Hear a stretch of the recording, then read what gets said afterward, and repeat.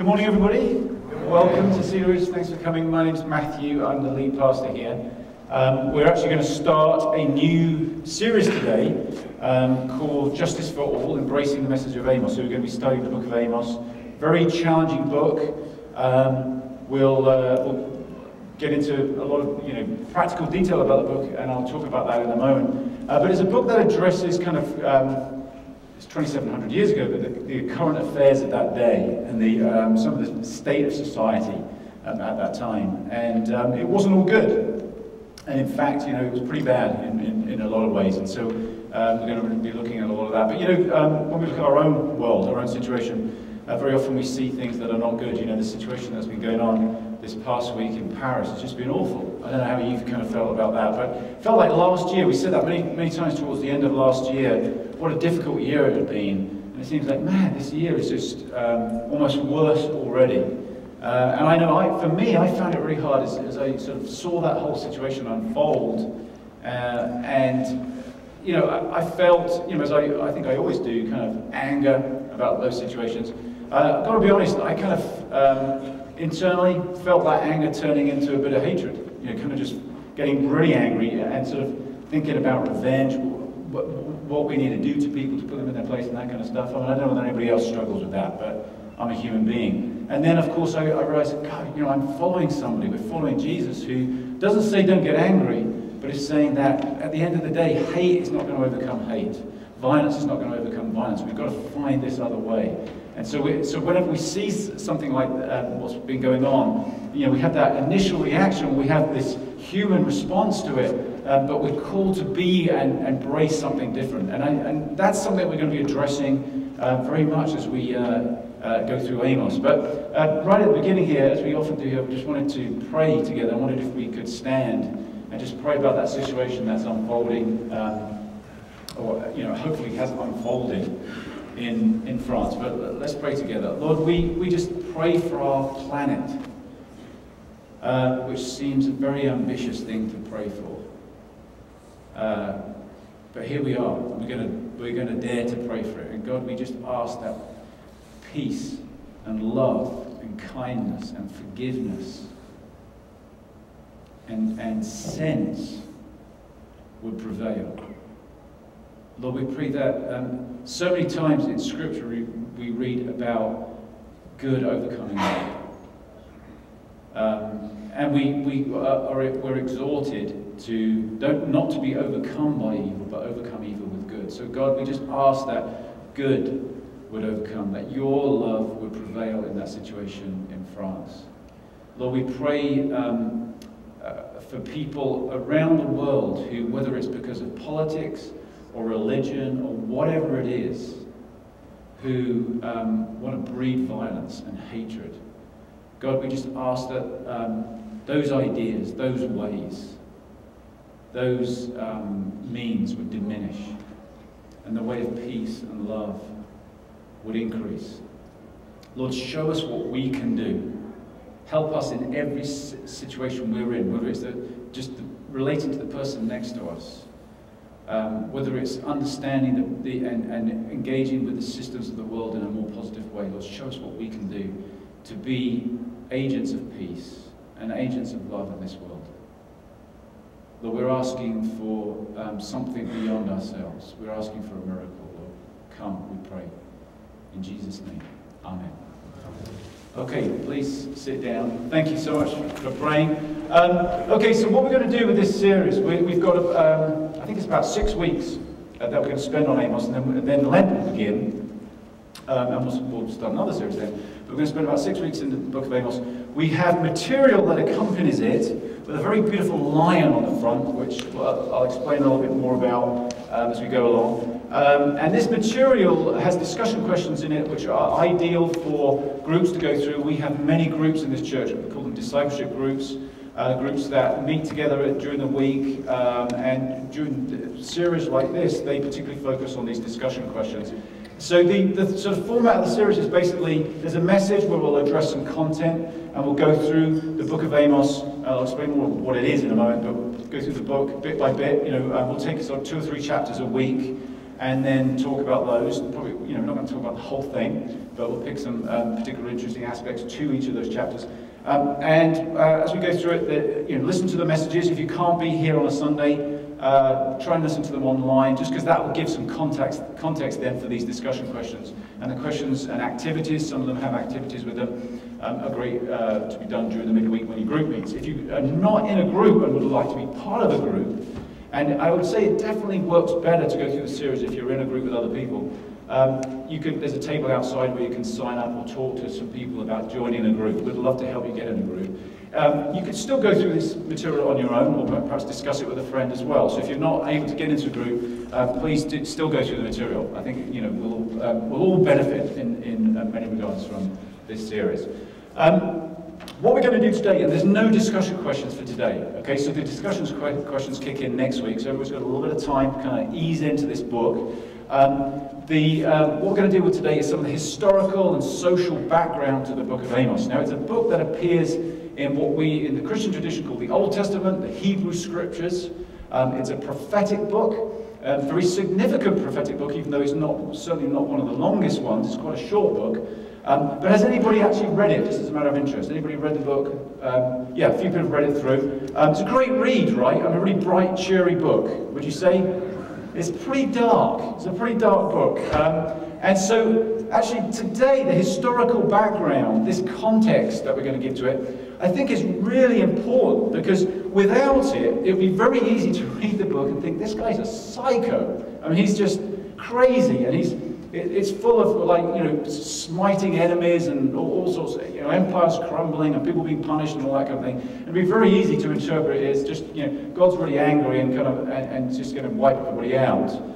There's actually, believe it or not, there's lots of hope, lots of compassion in this book, but you kind of have to find it, because it's hidden in poetic forms and in language that we somehow lose in the translation from the Hebrew to the English, right? So we're going to look at some of that today, which will then be helpful for us as we go through each of the next few weeks to interpret the book, perhaps in a more positive kind of way. Now, let me say from the outset a few sort of qualifying statements, and in fact, if you pick up a copy of this material, I'd really recommend reading the introduction. There's no discussion questions with the introduction. It's just a kind of welcome to the series. Here's some practicalities to think about as you go through the Book of Amos. I'm going to pick out just 3 issues from there, which I think are relevant to today. First one is this, that it's not my job, and I'm not going to try and tell you what the Book of Amos means, okay? Now, the book is all about the issue of social justice, okay? In summary, Amos's message to the people of Israel is this: God doesn't care about your religion. God, in fact, he uses the language like God despises your religion, right?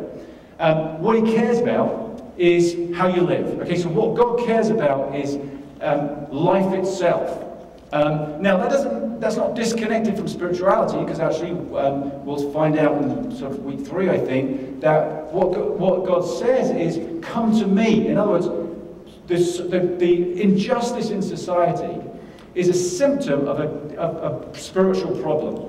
So, your problem is that you're not connected to me. In other words, you're not compassionate, you're not open-hearted, you're not open to me, you're not open to one another, and as a result, selfishness has grown and it's resulted in all this disparity in the culture.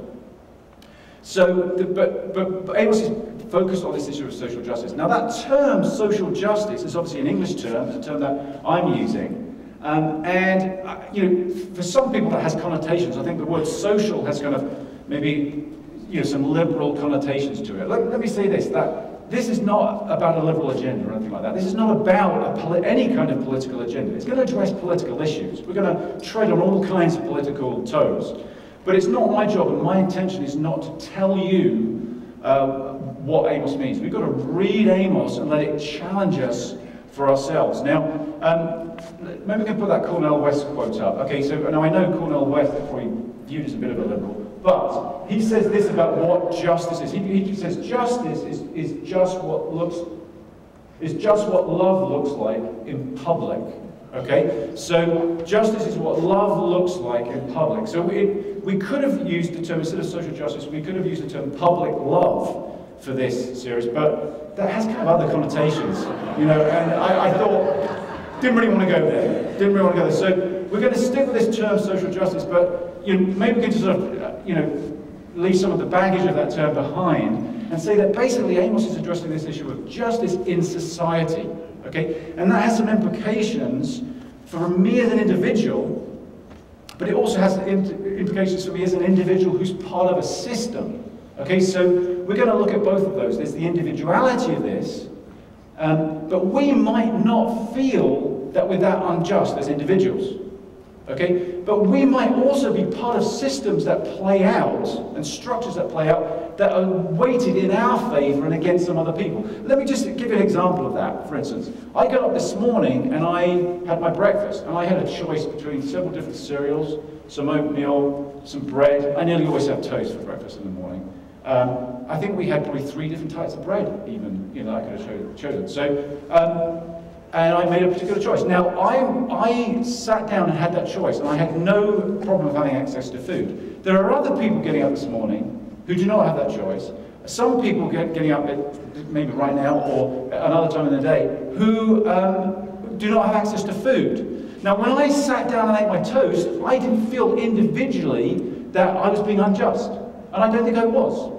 There was nothing unjust about my action of eating that toast, right? But at the same time, I'm part of a system that results in me actually having a lot of privilege, and there are other people around the world who are starving, and that's unjust. And so I can't totally ignore the fact that I'm part of a system. There's a bigger issue going on, and I'm not totally in control of that system, but I'm part of that system, and I might be able to influence that system, and those are the kind of things that Amos is addressing here, okay? So we're going to try and, rather than just spiel out some kind of political agenda, we're going to try and allow ourselves to be challenged by the message of Amos. So we're going to read it for ourselves and let it challenge each of us individually. And the challenge is going to be different for each one of us. Okay, so it's really important. So let's open up our hearts. Okay, because time and time again in Amos, there's this, one of the things he says is that you've closed your hearts. You're not listening to the truth because you've got these preconceived ideas about what truth is and who's right and who's wrong and all the rest of it. So we're all going to open our eyes and ears during this series, whether we come from whatever political background we come from. And what that means almost inevitably is discomfort. What that means almost inevitably is kind of putting ourselves in somebody else's shoes for a moment, putting ourselves in somebody else's skin, kind of listening to other people's perspectives. And that's, as I said, going to be uncomfortable. Okay, so that's one of the important things I think we need to take into this series. Second thing is that we need to bear in mind here is that we want this to be practical, right? We don't want to just become experts about injustice. So the series, as we progress through it, becomes more practical. The last 2 weeks in particular, as we talk about hope, actually, will have a more practical flavour. At the beginning, we're going to be more looking at what does the text mean, studying that, trying to apply it to our own lives, and then go practical with it. The other thing is that there's no end to injustice in the world, right? There's no end to injustice. I think that's one thing we'd all agree on. We just probably would disagree about what the remedies to injustice are, or what actually is unjust, who's the unjust party in any given situation. But we know there's loads of injustice, so we're not going to be able to address every issue of injustice in this series. So we're going to sort of talk about injustice generally, but then we're going to focus in on a couple of major issues. One of those is racial injustice. Okay, and the other one is economic injustice. Economic injustice, I think, is probably, I think we probably all realize there's economic inequity in our culture and in the world at large, and that's something that Amos addresses very particularly. We also, I think, realize there's racial injustice in our culture, and that's something that's been so much in the news recently. It's not like that pain has only just appeared, or that pain, only just come to the fore, but it's perhaps coming to the public eye much more recently, and so we're going to focus on that as something that's really important for our culture, really important for our community, both as a nation and as a church community here. So those are 2 areas that we will focus on in particular as we go through this. Now, let's bear those things in mind as we go through. But let's look at the Book of Amos. Let's go right to the very beginning. Amos chapter 1, verse 1. Okay, we're going to talk a little about who was Amos, so some background.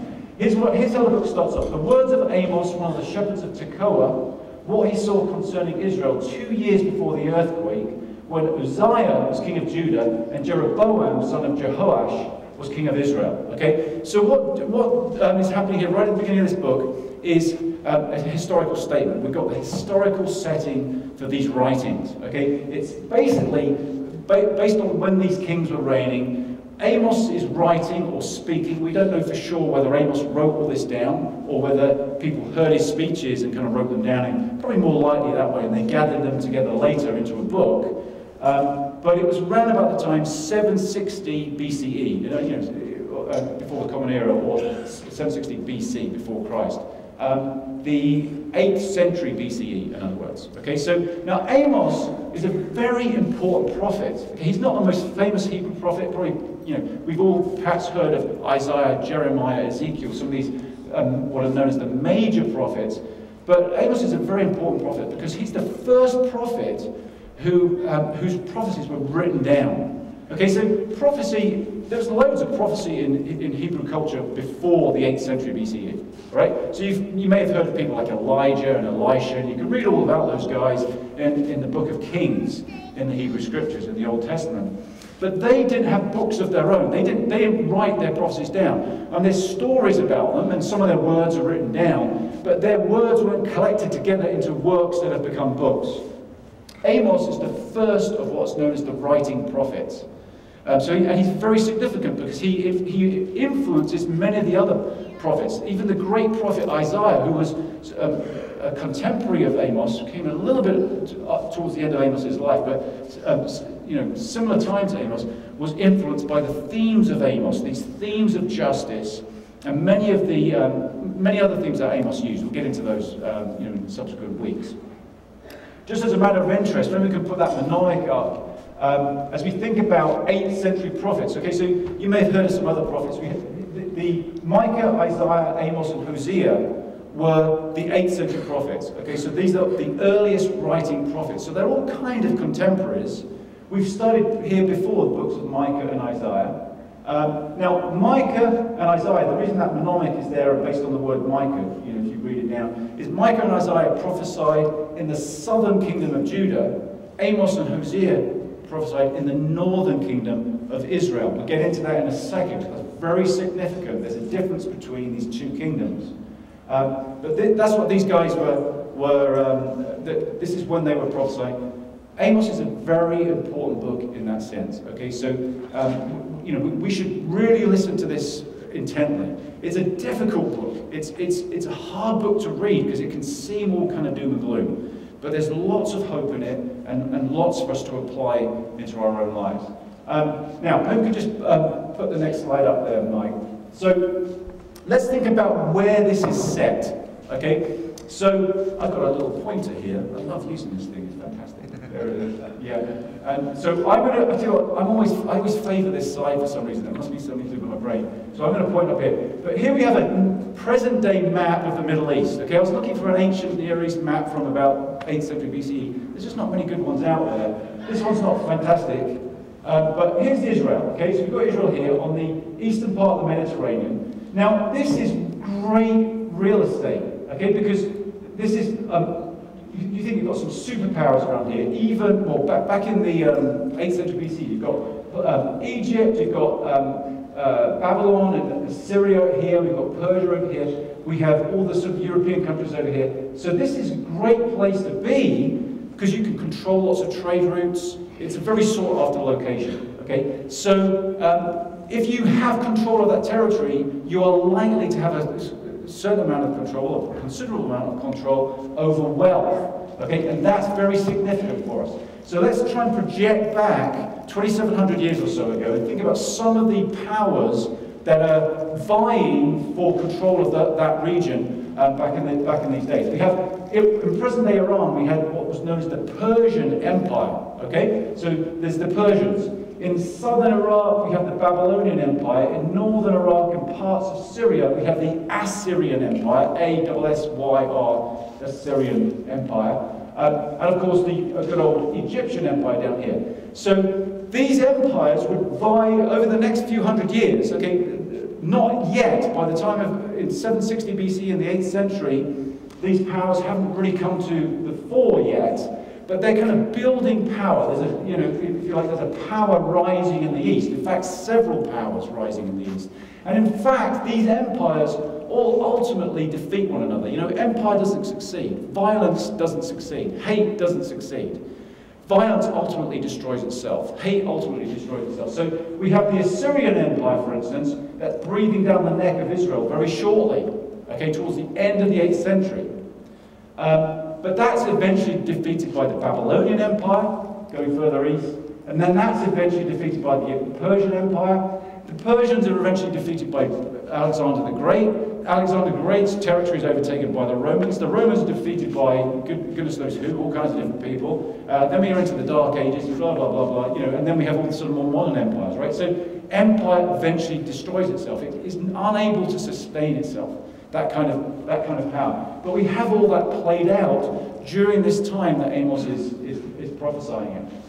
The important thing to note here is that at this time in the 8th century, we have in Egypt a lot of internal strife. So Egypt is sort of preoccupied with itself. These empires in the east have not yet really got enough power. They don't have a huge amount of power. So Israel has a time of relative peace. And during the 8th century, it competes against some of its neighbours. We'll see some of those in a moment. And has to sort of, it's got some, they're not big empires, but they're smaller nations and sort of city-states. It's competing with some of the locality, but really it's having a great time of it, because it's got a lot of control over its own destiny, a lot of control over trade routes. And archaeological evidence and sociological evidence shows that this is one of the wealthiest times in the history of Israel.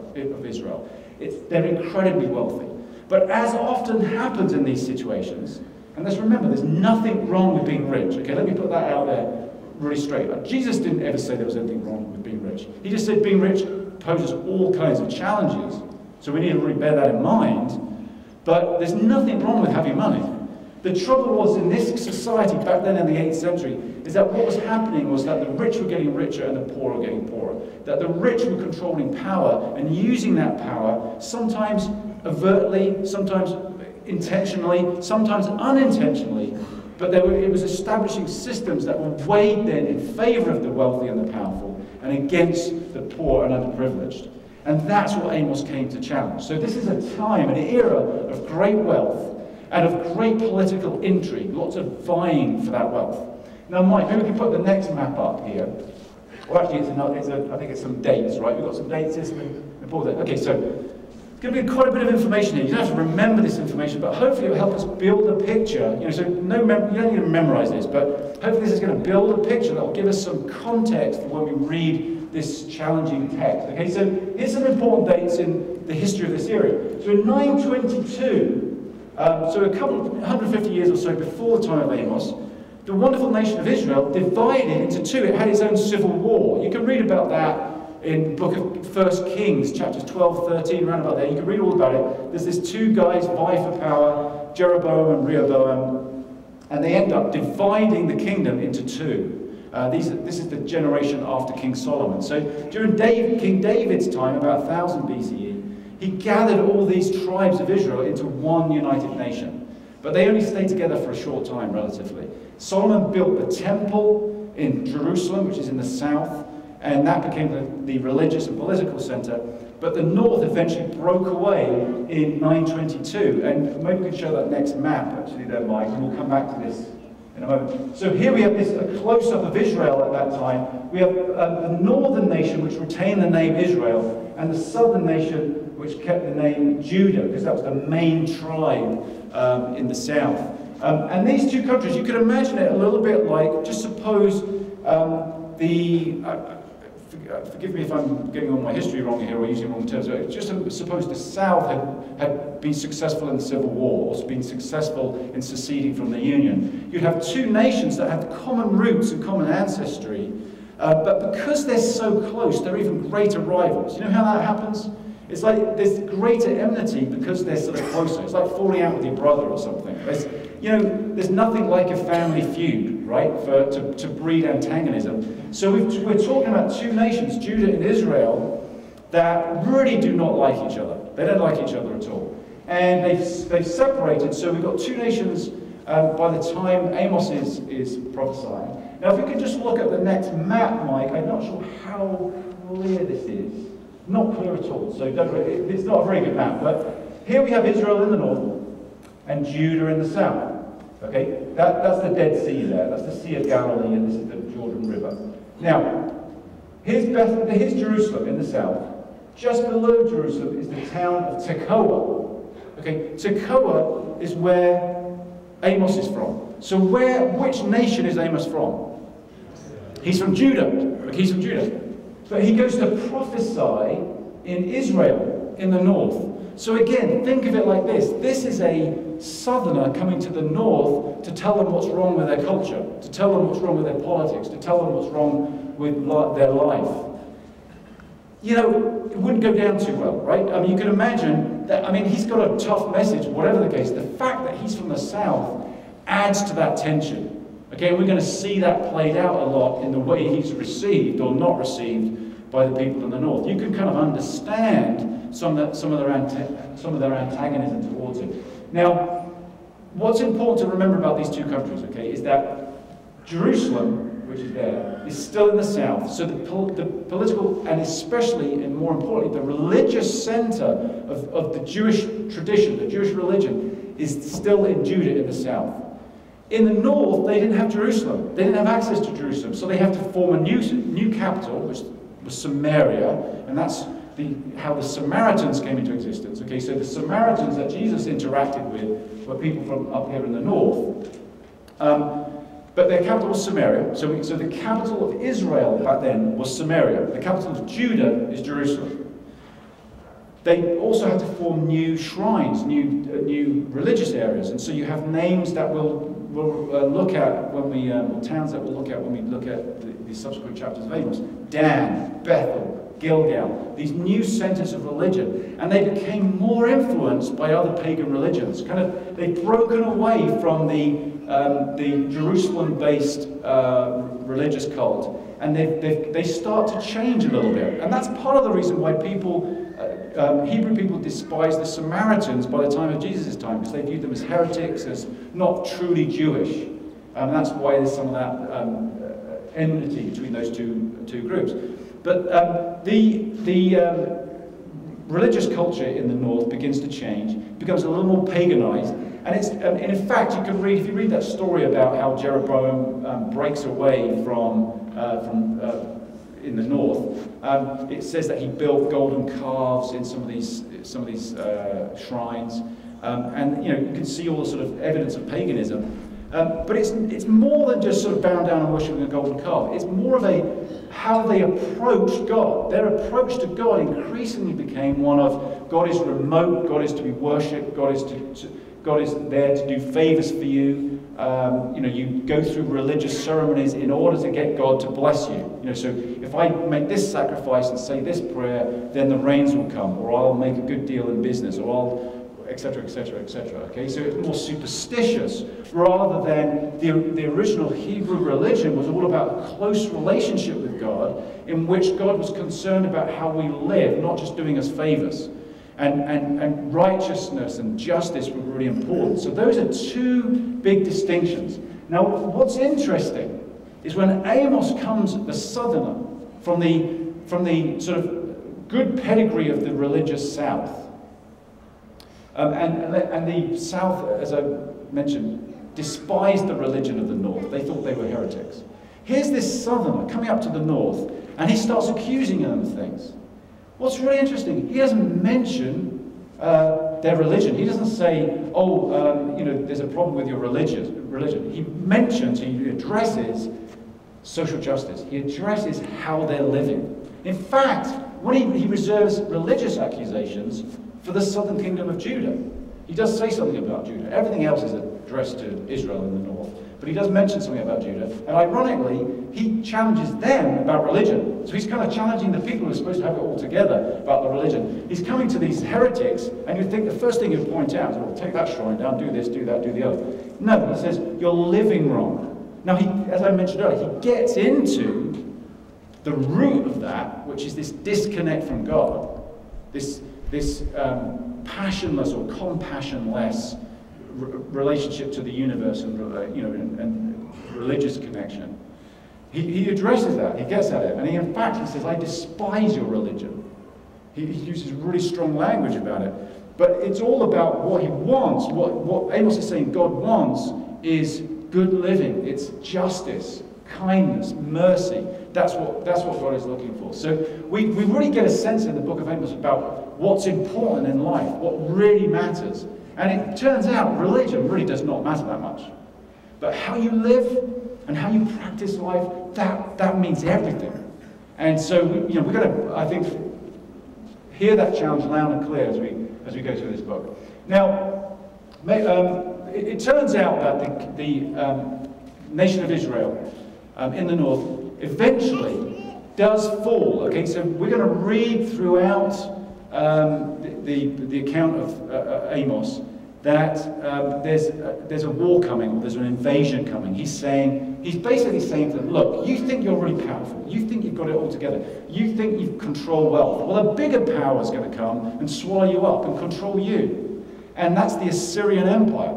And during this era, the Assyrian Empire is growing in power and eventually defeats the nation of Israel around about 722, 721 BCE. Okay, so that sort of happens towards the end of the 8th century. What Amos prophesied, in other words, actually came true. Now you could sort of say, well, is that him being telling the future? He sees into the future. Towards the end of the book, he does have these visions that he describes. It may be he's sort of seeing the future, but maybe he's just calling it what it is. He's saying, look, if you live by the sword, you'll die by the sword. What goes around comes around. You reap what you sow. And I think we see this played out in history, don't we? As I was just recording there, the Assyrians are more powerful than Israel, but then the Babylonians become more powerful than the Assyrians. Then the Persians become more powerful than the Babylonians. Empire, that kind of power does not succeed. And I think that's what Amos is appealing to. He's saying, don't live like this. It's going to end up in destruction. If you live like this, it'll run its course and you'll run out of steam. You won't be able to survive like this. There's another way to live. It's a better way to live. It's better for everybody. And he starts describing what that might look like. And we'll get into some of that. As you can see, about 721, the northern kingdom falls. What actually happens is there's a king called Tiglath-Pileser III. What a fantastic name! He's the king of. It sounds like somebody out there, Hitchhiker's Guide to the Galaxy. I think that name is. But he comes to power in Assyria, builds up that empire, and eventually, actually, it's one of his successors, Sargon II, who defeats Israel. But under Tiglath-Pileser, Assyria becomes this massive, mighty empire who are brutal. Their sort of iconic way of dealing with people is to impale them on stakes. That's what they would sort of march into a city, and as they killed people or as they captured people, they would just impale them on stakes and terrorize the area. And they were just brutal, merciless, ruthless, and that was the power that eventually overran Israel. Horrendous, and yet Amos is warning them about what's happening, what's brewing in the east, and they just ignore it. They say, we're going to be fine. We can strike deals. We'll eat, drink, and be merry. Is essentially what they're saying, and what happens is a tragedy. The southern kingdom of Judah also falls much later, but that's another story which we won't get into. Just a quick word about prophets. Okay, so. Maybe we could look at in chapter 7 of Amos. Here's an interaction between Amos and the priest at one of these religious centers I was talking about, Bethel. Okay. Then Amaziah, the priest of Bethel, sent a message to Jeroboam, king of Israel. It's not the same Jeroboam that broke away. This is several generations later, same name. Here's what he says: Amos is raising a conspiracy against you in the very heart of Israel. The land cannot bear all his words. For this is what Amos is saying: Jeroboam will die by the sword, and Israel will surely go into exile away from their native land. That's what the Assyrians did. They would sort of ship people out and bring other people in, sort of mix all the different ethnicities up in order to control them. Then Amaziah said to Amos, "Get out, you seer, go back to the land of Judah, get back to the south." Earn your bread there and do your prophesying there. Don't prophesy anymore at Bethel, because this is the king's sanctuary and the temple of the kingdom. Amos answered Amaziah, I was neither a prophet nor a prophet's son, but I was a shepherd, and I also took care of sycamore fig trees. But the Lord took me from tending the flock and said to me, go prophesy to my people Israel. Okay, so let's just unpack a few things we've got here. We've got prophets, Amos. We've got priests, Amaziah, and we have kings, Jeroboam. And last week we talked about these offices, prophet, priest, and king, and actually how the gifts of the Magi seem to represent those offices, what they gave to Jesus. They were kind of saying Jesus is prophet, priest, and king. Well, prophet, priest, and king were the main offices in sort of the governance of Hebrew culture. Okay, you have the king, in this case Jeroboam, who is responsible for their politics, right? And then you have the priests, in this instance Amaziah, who were responsible for the religion. So there's political power and religious power. And then you had the prophets, and the prophets were supposed to be independent of the priest and the king, and they would kind of critique the priest and the king. And good kings would listen to the prophets, and they'd say, oh yeah, you're right, that's not a good decision, that's not fair, that's not just, I need to change that politic. The priests would say, yeah, we're getting too self-centered in our religion, we need to change. They'd listen to the prophets. But what happened very often is that the priests and the kings would collude together and actually breed their own prophets. I know that sounds terrible, breed their own prophets, but they'll sort of have their own prophetic guilds. They'll have their insider prophets in their pocket kind of thing. And they'd call on, hey, am I doing a good job? Oh yes, you're doing a great job, oh mighty king. Yes, God loves you. God thinks you're just the right person for the job. And the priests would do the same kind of thing. And of course, you could make probably a fair bit of money as a prophet like that, and you'd live in the royal court, and it was all very good. And so you had this kind of institution of the prophet, the prophetic guild, if you like. And so when Amos says to Amaziah, I'm not a prophet, and I'm not a son of a prophet, he's really saying, I'm not an institutional prophet. I'm not part of your prophetic office. I'm not part of your creation. I'm just saying what God has given me to say. Now, you can imagine how they responded to that. I mean, that's why he says, get out, right? Go back to Judah. Go back to the south. We get here in that's from chapter 7 of Amos. We get here this antagonism between the king and the prophet, the priest and the prophet, and the way in which the prophet is really a pain in the neck. Now, here's one of my favorite quotes about prophets. This is from James Finley. It may be true that every prophet is a pain in the neck, but it is not true that every pain in the neck is a prophet, right? There is no more firmly entrenched expression of the full self than the self-proclaimed prophet. Now, we've got to give Amos an excuse here, because he is kind of a self-proclaimed prophet in some sense. But the reason I think it's important for us to address this is that we may have had people in our lives who are truth tellers, right? And they are always right, and they always have an opinion, and they speak as prophets. I mean, they wouldn't necessarily call themselves a prophet unless they're in a religious setting. And very often they're pains in the neck. Well, not every pain in the neck is really a prophet, okay? But if you are a prophet, you're almost inevitably going to be a pain in the neck. And our job is to discern the difference, right? Amos was a pain in the neck. He was a pain in just about every part of your body you care to mention. And he was not received very well by the people. And you can understand it. So I think what we have to do here is be very careful. And we talked a little bit about this last week. We have to be very careful about any offense we are going to take, right? Some things might get raised in this series that kind of offend our sensibilities.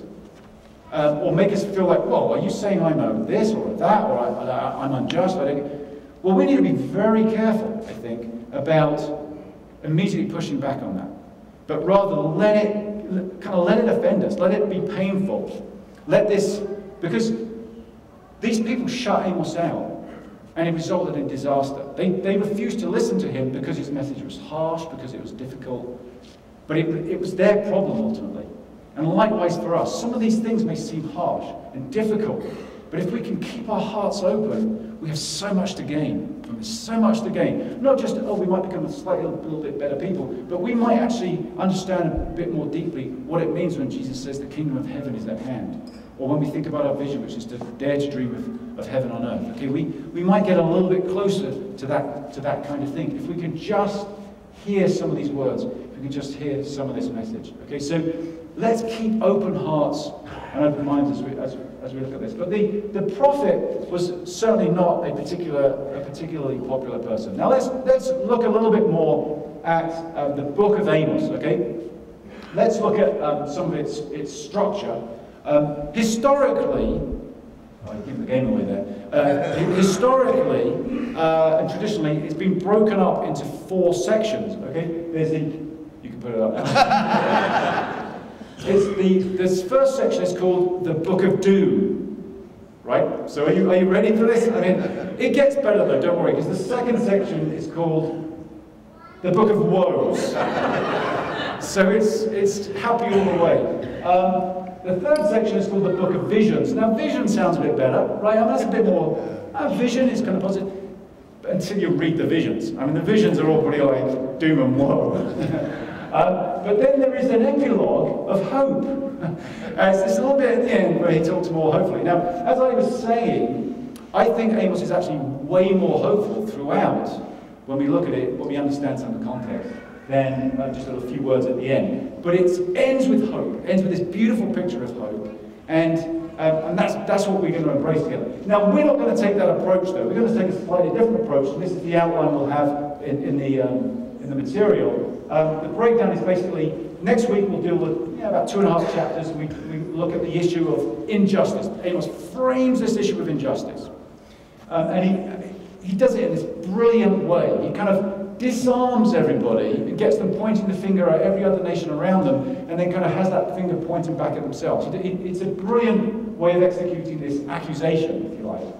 Then we talk about, in the next few chapters, what Amos thinks about religion, or what Amos says God thinks about religion.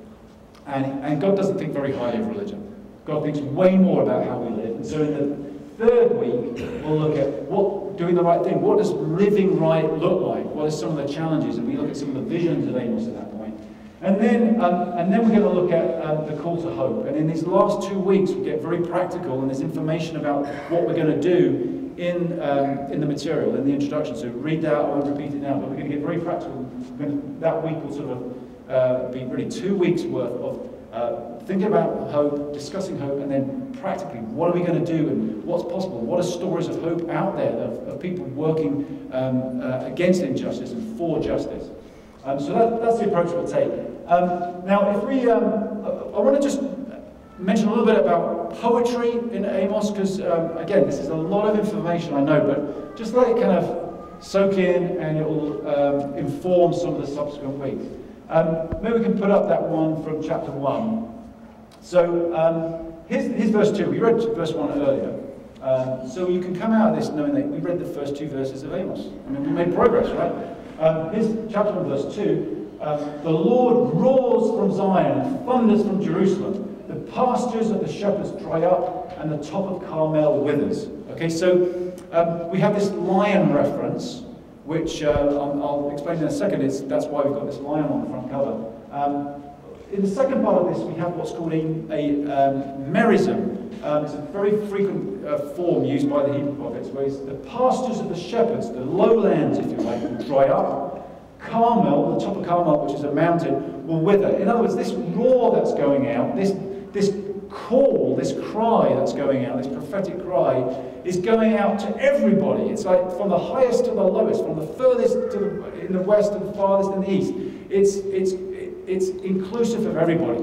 Okay, so that's a poetic form there. It's not, it doesn't really make that much difference to us, but it's the text is full of poetry, which we'll try and draw out because it imbues the text with meaning that we might otherwise miss. And it's really vital for us to get that meaning.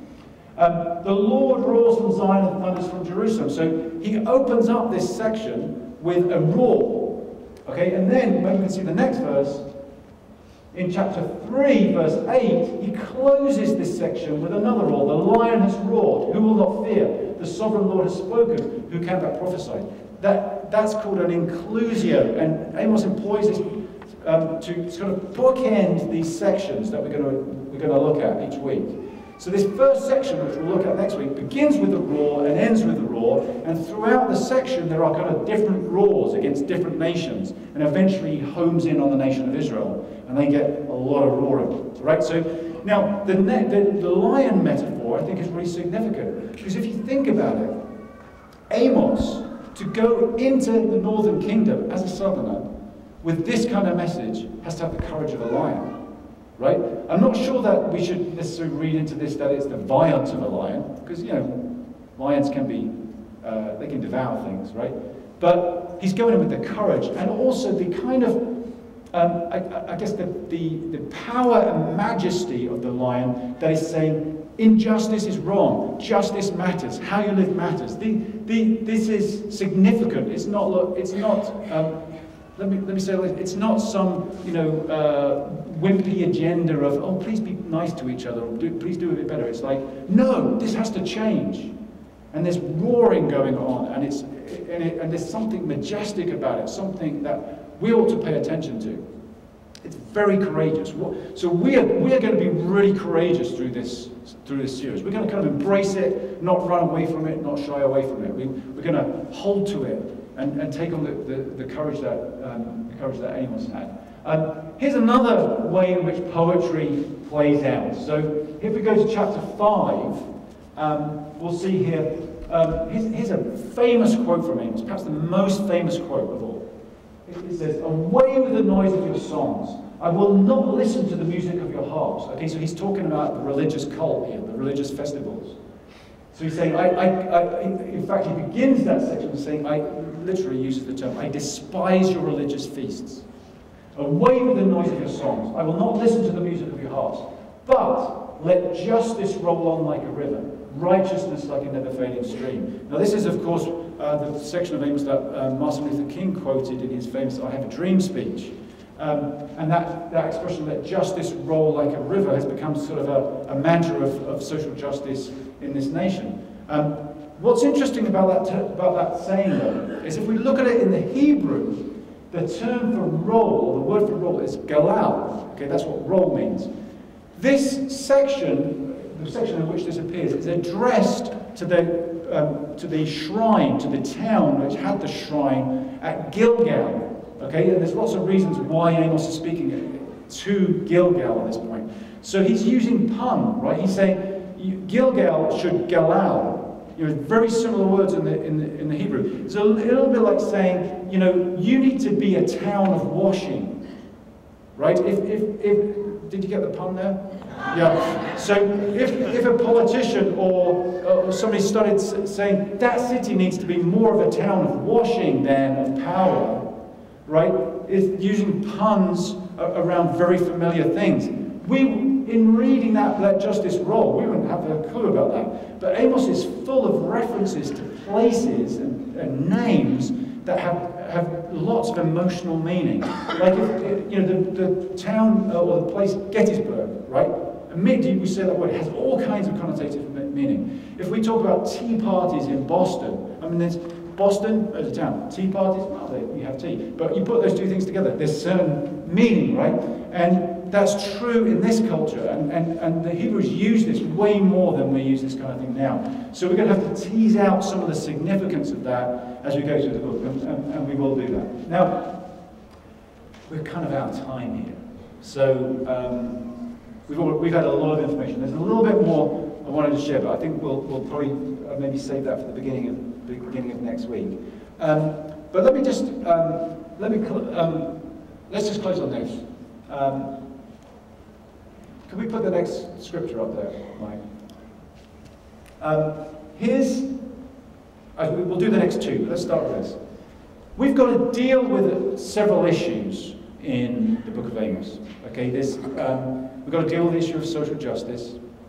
We've got to deal with the issue of power and privilege. We'll talk more about that next week, but it's this issue of the fact that we may not individually feel unjust, but we might be in a system that is weighted, actually unintentionally maybe on our part, but weighted against certain people in society. We're going to address that, sort of the whole issue of power and privilege. We're also going to address, well, there's some other things, some key issues. We'll maybe mention this at the beginning of next week. But just today I want to mention this one thing. We've got to deal with the issue of anger. And how do we find compassion in a book that seems so angry? Let me give you an example of the kind of heavy-duty language that Amos contains. So let's go back to that time when the priest Amaziah challenges Amos. Right? Amaziah says, "Get back to Judah." Well, this is Amos's response to Amaziah. Okay, so now then, hear the word of the Lord. You say, "Do not prophesy against Israel and stop preaching against the house of Isaac."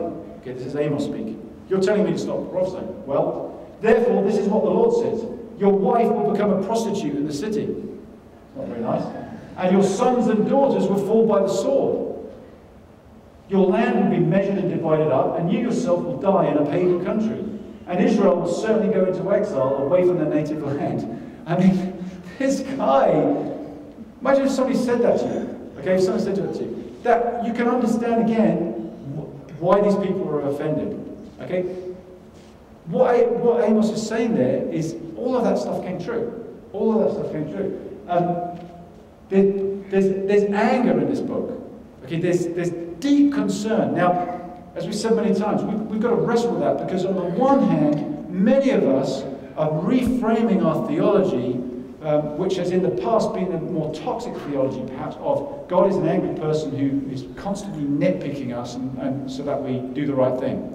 Right? And we've had to reframe that actually God is love.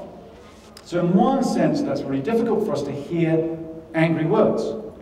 On the other side of it, though, is we want a God that's angry about injustice. We want a God that's not just going to look at... Let's think about this for a moment. We're going to talk about the British Empire a little bit next week. Britain built their power based on slavery. A lot of it was based on slavery, right? In other words, we went and we didn't invent slavery, but that doesn't make it okay. Just because other people were doing it doesn't mean that, oh, well, it wasn't our fault. You know, somebody showed us. No, we took people from one country, we shipped them across to the areas of the world that we controlled that weren't ours either, and we built enormous wealth based on that. That is just plain wrong. I mean, is anybody going to get angry about that? I mean, somebody goes, oh, that's a bit naughty.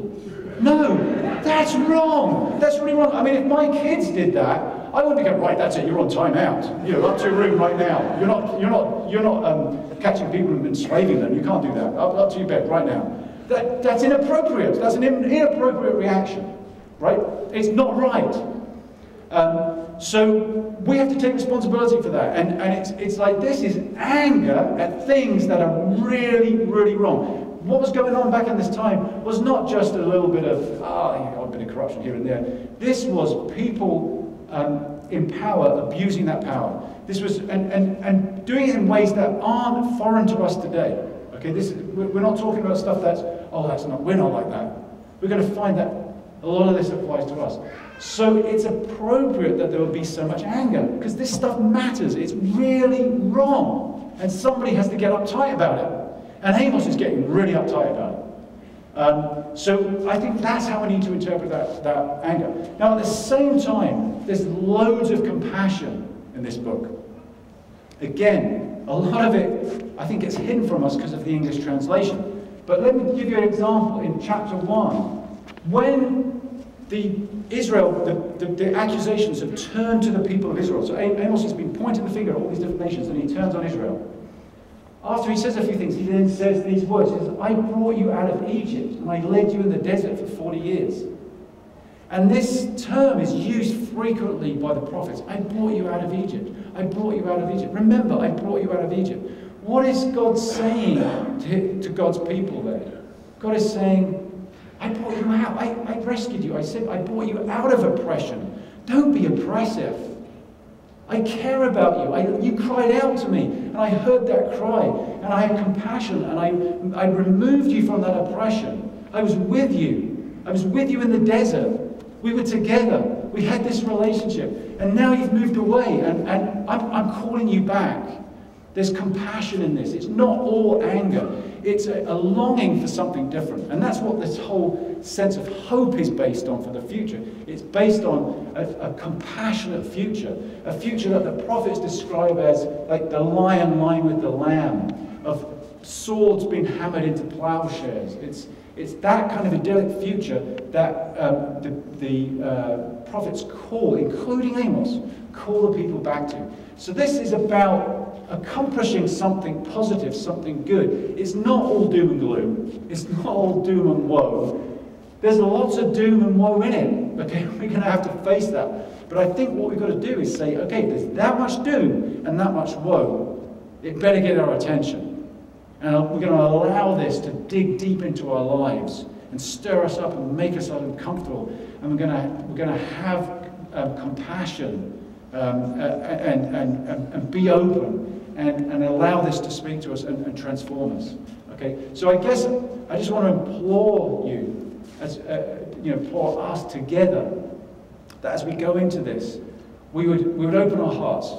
Okay, that we would refuse to be offended, that we would not be an Amaziah and say, get back to the south, or get back to wherever, or you're just a southerner, oh, you're just a conservative, oh, you're just a liberal, you're just a whatever it is, in order to explain away why that person's wrong and we're right. That we would actually open ourselves up, that we would allow the challenge to go deep within us. We're going to have communion now. Am I doing communion? Yes, okay, so the person who's doing communion is not here. So, we're going to have communion, and remember, we've been thinking about these last few weeks, that Jesus came in the Christmas story very much as a liberator.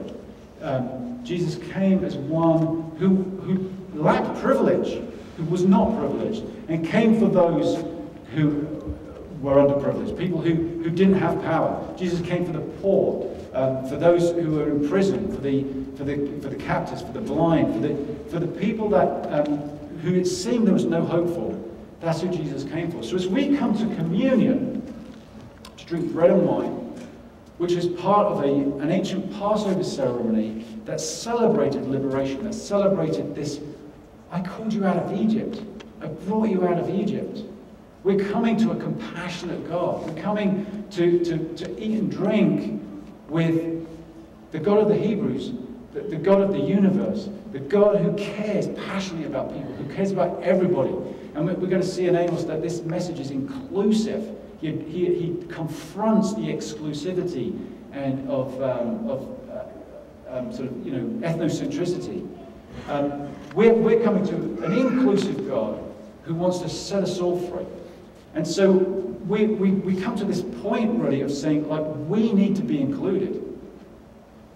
We need to be included. And I guess what we're saying is we want to be included in this way of the kingdom, this way of God, this way of compassion, this way of self-examination, this way of being willing to say, man, I may have got it wrong, or I may need a change. Show me, lead me.